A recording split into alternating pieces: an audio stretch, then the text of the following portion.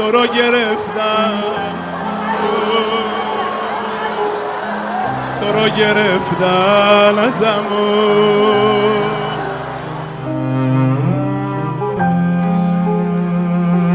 মঞ্চে প্রিয় নেতার মরদেহ বহনকারী কফিন, সামনে লাখো জনতার আহাজারি আর্তনাদ।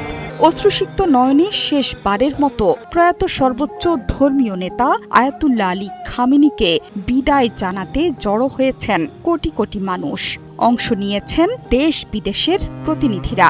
বাংলাদেশের পক্ষ থেকে অংশ নিয়েছেন জাতীয় সংসদের স্পিকার হাফিজ উদ্দিন আহমদ। তিনি বাংলাদেশের পক্ষ থেকে শ্রদ্ধা জানিয়েছেন ইরানের প্রয়াত সর্বোচ্চ ধর্মীয় নেতাকে।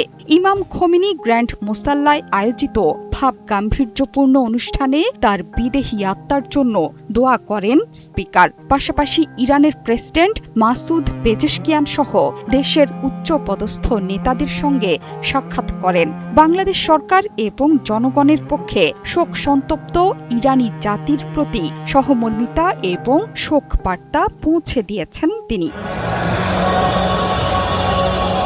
খামেনির মরদেহ তেহরানের গ্র্যান্ড মুসাল্লা প্রাঙ্গণে পৌঁছানোর আগেই সেখানে জড়ো হয়েছেন হাজার হাজার শোকাহত মানুষ। তাদের হাতে উঠছিল প্রতিশোধের প্রতীক লাল পতাকা। এই সময়ে আমেরিকা ধ্বংস হোক এবং প্রতিশোধ প্রতিশোধ স্লোগানে উত্তাল হয়ে ওঠে তেহরানের অলি গলি রাজপথ। শেষ বিদায়ের আনুষ্ঠানিকতা শুরুর আগেই তেহরানের গ্র্যান্ড মুসাল্লা কমপ্লেক্সে প্রবেশ করেছেন হাজার হাজার মানুষ। বিশাল এই প্রাঙ্গণের মূল চত্বর শোকাহত মানুষের ভিড়ে পরিপূর্ণ।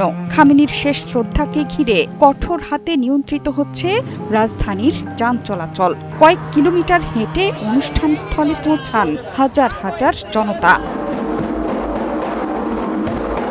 প্রয়াত সর্বোচ্চ ধর্মীয় নেতাকে মানুষ কতটা ভালোবাসে সেটি লাখো জনতার ঢল দেখেই স্পষ্ট।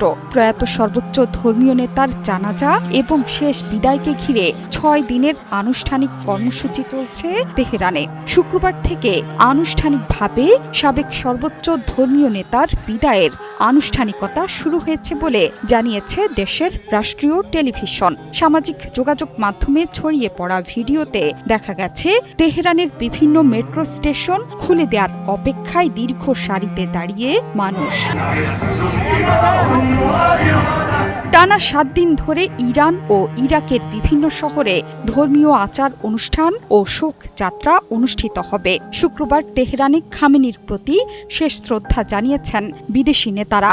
ইরান বলেছে ৩.৫ দশক ধরে দেশটির শাসন ক্ষমতায় থাকা আয়াতুল্লাহ খামেনিকে শেষ শ্রদ্ধা জানাতে ৩ দিনে শুধু তেহরানেই ১.৫ থেকে ২ কোটি মানুষের সমাগম হতে পারে। ১৯৮৯ সালে আয়াতুল্লাহ আলী খামেনির পূর্বসূরি ও ইরানের ইসলামী বিপ্লবের নেতা আয়াতুল্লাহ রুহুল্লাহ খোমেনির জানাজার পর ইরানে এটাই সবচেয়ে বড় জনসমাগম। প্রায় ১ কোটি মানুষ অংশ নিয়েছিলেন খোমেনির শোক এবং দাফন অনুষ্ঠানে। যদিও নিরাপত্তার কারণে খামেনির ছেলে এবং ইরানের বর্তমান সর্বোচ্চ নেতা মোজতবা আলী খামেনি বাবার শোক অনুষ্ঠানে উপস্থিত থাকতে পারছেন না। সম্প্রতি তাকেও হত্যার হুমকি দিয়েছে ইসরায়েল।